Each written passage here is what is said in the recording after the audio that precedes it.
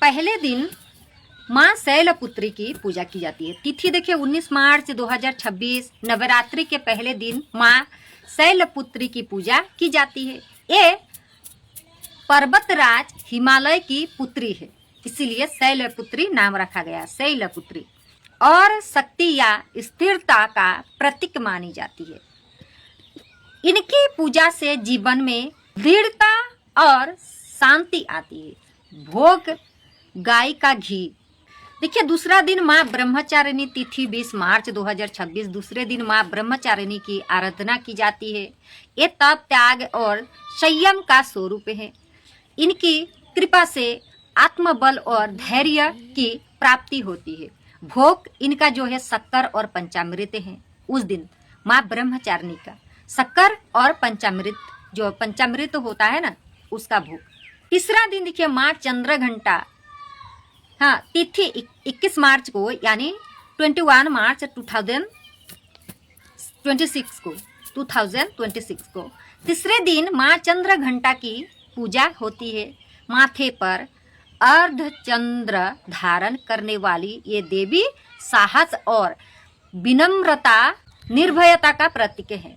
इसकी आराधना से भय और नकारात्मकता दूर होती है। इनका भोग आप अगर लगाते हैं चंद्र घंटा माता की दूध या दूध से बनी मिठाई।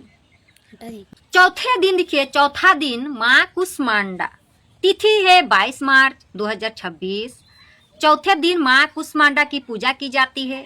मान्यता है कि इन्होंने अपनी मुस्कान से सृष्टि की रचना की।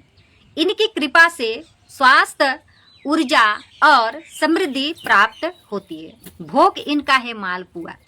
तो याद रखना, कुष्मांडा मैया 22 तारीख को उनका पूजा होगा तो उनके मालपुआ बहुत अत्यंत प्रसन्न है। तो भोग अगर लगाते हैं आप तो मालपुआ लगाइए।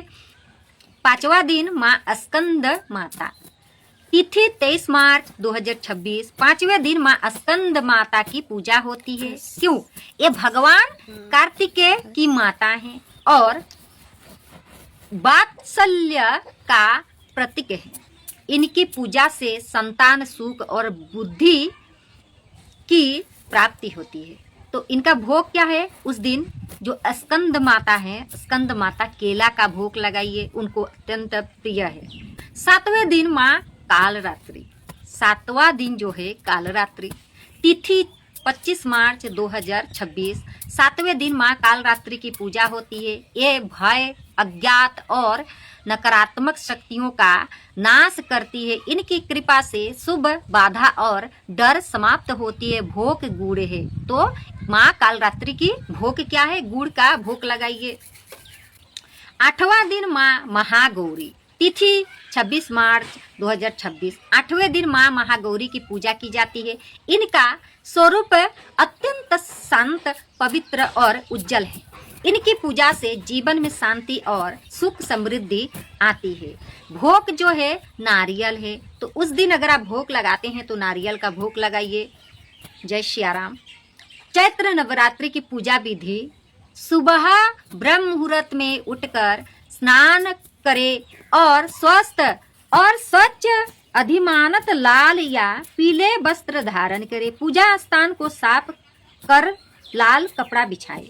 जो पूजा स्थल होगा उसमें लाल कपड़ा बिछाएं। उस दिन आप पीले वस्त्र धारण करें। माँ दुर्गा की प्रतिमा या चित्र स्थापित करें। एक मिट्टी के पात्र में जौ बोए, जैसे आप बीज उगाते हो, किसी भी धनिया पौधा कुछ भी होता है उसी तरह जौ बोए, जो उन्नति और समृद्धि का प्रतीक है। कलश में जल, सुपारी, सिक्का और अक्षत डालकर आम के पत्ते रखें और ऊपर नारियल स्थापित करें। पूरे 9 दिन तक यदि संभव हो तो अखंड दीपक जलाएं। अगर आपसे संभव हो रही है तो तभी आप अखंड दीपक जलाएं, अन्यथा नहीं। आप जो जलाते हैं जलाएं, लेकिन संभव होना ही चाहिए। अखंड दिया जलाना चाहिए। साल में एक ही बार तो होता है, तो इतना तो हम कर ही सकते हैं।